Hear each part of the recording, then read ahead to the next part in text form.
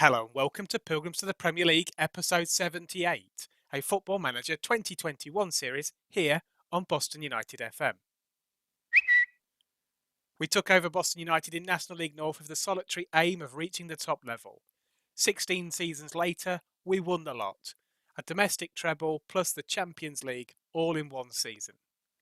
But after resigning from the club, we now look forward 5 years and catch up on the Pilgrims' progress without me. It is now June 2041 and the first thing to check is the current manager, which is former Spurs boss Maurizio Pochettino. We'll check shortly to see if he's been my only successor so far.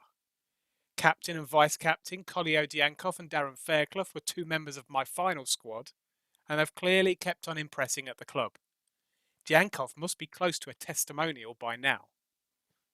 Also, the club haven't moved out of Paul Bastock Park, but there must have been some recent success as qualification for the FIFA Club World Cup has been secured.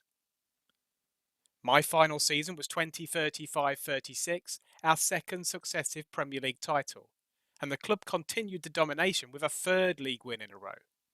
However, there was a slight drop-off in performance for the next 3 seasons, finishing between 4th and 7th, until the most recent season where the Pilgrims finished as runners-up.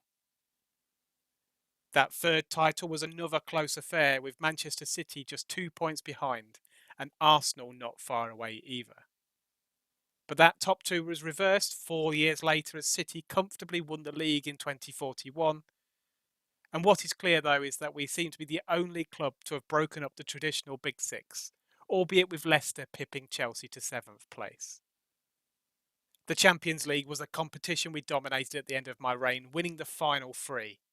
It looks like BUFC made the knockout stages of each season, getting as far as the semi-finals in 2038. However, they didn't participate in 2038-39 due to a low finish in the Premier League. However, we can see that the Pilgrims simply won the Europa League that season instead, beating Arsenal in the final. Just the one FA Cup final win in the last 5 years, in 2038 against Liverpool. The club are now a regular quarter-final loser. The monopoly over the EFL Cup is over too, after the 4-year streak ended upon my leaving the club. A final loss to Manchester United this last season being the closest the club have got to regaining the trophy. Indeed, Pochettino was hired as my successor in 2036 and has had an unbroken 5 seasons. Just the single league title, which was his first season at Boston, and the recovery into second position recently may see him safe in his position.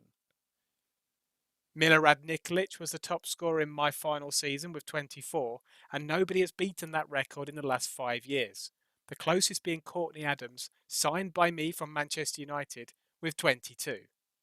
In fact, it's been midfielder Stuart Curtis, another of my signings, the last 2 seasons finishing on top.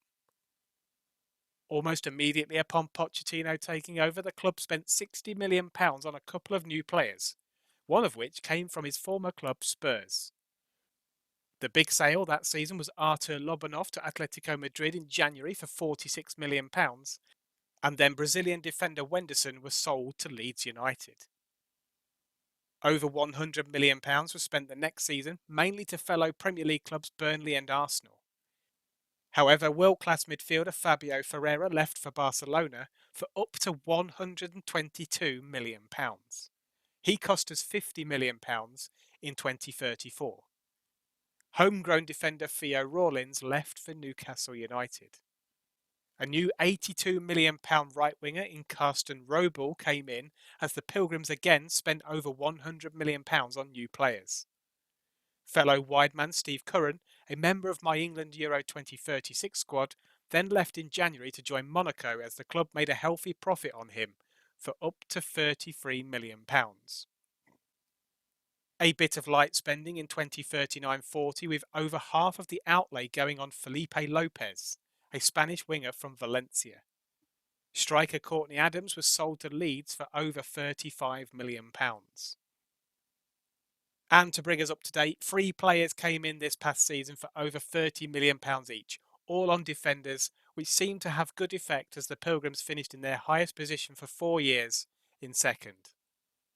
Our old wonder kid midfielder Christopher Boyer was finally sold on at huge profit, with Manchester City getting a bargain at just £57 million. The Danish international spent 7 full seasons with Boston United.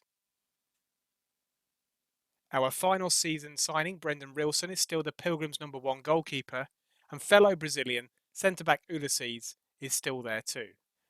However, Ulysses seems to be on the transfer list now, having completed a 9th season with the club.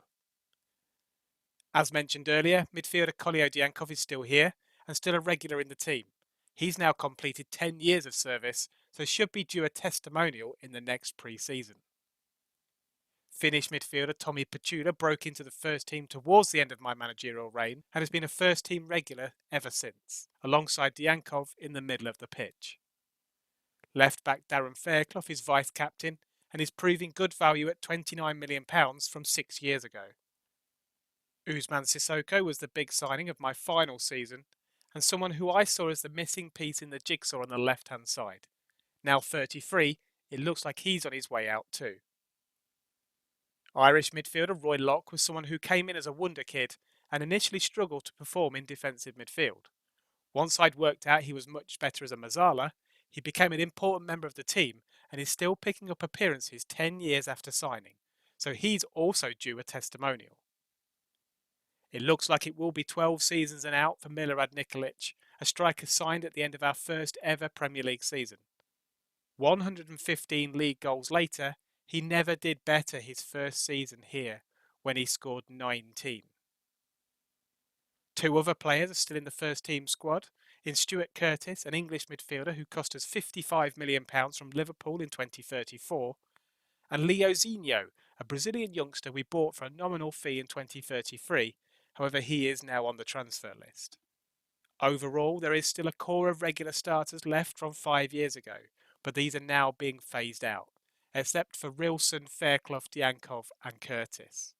Petula has developed into a good midfielder, but Ulysses and Sissoko are soon to leave.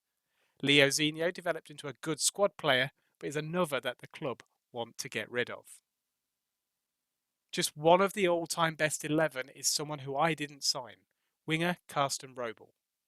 There are plenty of players with over 300 appearances for the club, with Diankov inching towards 500. Ty Sodji, signed whilst in the National League but played for us and scored at every level, including the Premier League, is still acknowledged as a bench player.